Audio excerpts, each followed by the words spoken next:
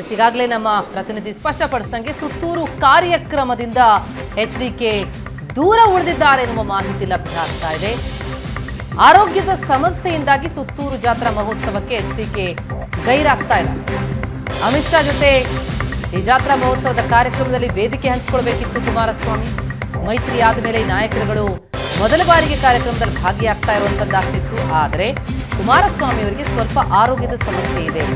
Amit ಶಾಗೆ HDK phone ಮಾಡಿ ಹೇಳಿದ್ದಾರೆ ಅಂತ ಕಾರ್ಯಕ್ರಮದಿಂದ ಎಚ್ಡಿಕೆ ದೂರ ಉಳಿತಾ ಇದ್ದಾರೆ, ಆರೋಗ್ಯ ಸಮಸ್ಯೆಯಿಂದಾಗಿ ಗೈರಾಗ್ತಾ ಇದ್ದಾರೆ ಎನ್ನುವಂತಹ ಮಾಹಿತಿಯನ್ನ ಬೆಂಗಳೂರಿನಲ್ಲಿ ನಿಖಿಲ್ ಕುಮಾರಸ್ವಾಮಿ ಸ್ಪಷ್ಟಪಡಿಸಿದ್ದಾರೆ.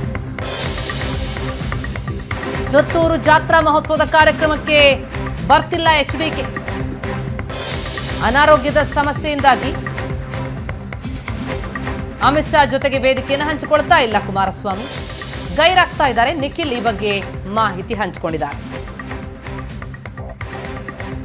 ಮೊದಲನೇದಾಗಿ ಗೃಹ ಸಚಿವರು ಶ್ರೀ ಅಮಿತ್ ಶಾ ಜಿ ಅವರು ಇವತ್ತು ಮೈಸೂರಿನ ಸುತ್ತೂರು ಮಠದ ಕಾರ್ಯಕ್ರಮಕ್ಕೆ ಬಂದಿರತಕ್ಕಂಥದ್ದು ಅವರಿಗೆ ಹೃದಯಪೂರ್ವಕವಾದಂಥ ಒಂದು ಸ್ವಾಗತವನ್ನು ಕೋರಲಿಕ್ಕೆ ಇಚ್ಛೆಪಡ್ತೇವೆ. ಮಾನ್ಯ ಕುಮಾರಣ್ಣ ಅವರು ನಿನ್ನೆ ದಿನ ಆರೋಗ್ಯದ ಒಂದು ತಪಾಸಣೆಗೋಸ್ಕರ ಒಂದು 3 ದಿನಗಳ ಕಾಲ ನಾವೇನು ಹೋಗಿದ್ದೀವಿ. ಇವತ್ತು ಅವರು ರೆಸ್ಟ್ನಲ್ಲಿದ್ದಾರೆ. ಅದನ್ನು ಗೃಹ ಸಚಿವರಿಗೆ ದೂರವಾಣಿ ಮೂಲಕವಾಗಿ ಕೂಡ ತಿಳಿಸಿರ್ತಕ್ಕಂಥದ್ದು. ಹಾಗಾಗಿ ನಾಳೆಯಿಂದ ನಿಮಗೆಲ್ಲ ಗೊತ್ತಿದೆ ಸೆಷನ್ನು ಶುರುವಾಗ್ತಾ ಇದೆ. ಹಾಗಾಗಿ ಅದು ಕೂಡ ಮಾನ್ಯ ಕುಮಾರಣ್ಣ ಅವರು ಕೆಲವೊಂದಷ್ಟು ವಿಚಾರಗಳ ಬಗ್ಗೆ ತಯಾರಿಯನ್ನು ಮಾಡ್ಕೊಳ್ತಾ ಇದ್ದಾರೆ. ಮೊದಲನೇದಾಗಿ ಗೃಹ ಸಚಿವರು ಶ್ರೀ ಅಮಿತ್ ಶಾ ಜಿ ಅವರು ಇವತ್ತು ಮೈಸೂರಿನ ಸುತ್ತೂರು ಮಠದ ಕಾರ್ಯಕ್ರಮಕ್ಕೆ ಬಂದಿರತಕ್ಕಂಥದ್ದು ಅವರಿಗೆ ಹೃದಯಪೂರ್ವಕವಾದಂಥ ಒಂದು ಸ್ವಾಗತವನ್ನು ಕೋರಲಿಕ್ಕೆ ಇಚ್ಛೆಪಡ್ತೇವೆ.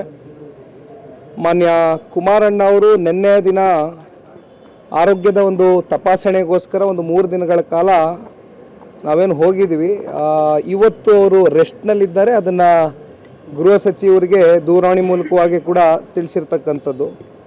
ಹಾಗಾಗಿ ನಾಳೆಯಿಂದ ನಿಮಗೆಲ್ಲ ಗೊತ್ತಿದೆ ಸೆಷನ್ನು ಶುರುವಾಗ್ತಾ ಇದೆ. ಹಾಗಾಗಿ ಅದು ಕೂಡ ಮಾನ್ಯ ಕುಮಾರಣ್ಣ ಅವರು ಕೆಲವೊಂದಷ್ಟು ವಿಚಾರಗಳ ಬಗ್ಗೆ ತಯಾರಿಯನ್ನು